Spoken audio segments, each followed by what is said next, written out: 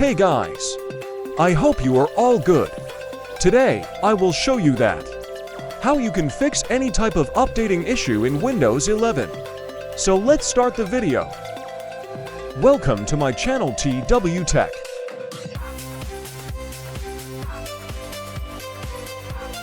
First, you need to go to the search bar and type services.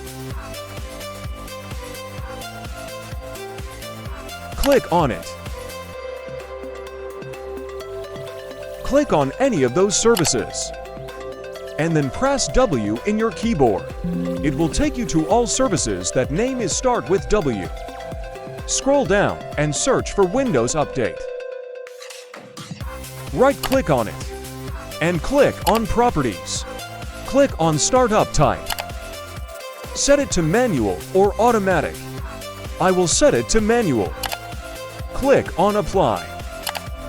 Click on Start. Click on OK. Close all the window. If you like this video, please subscribe to my channel. Bye.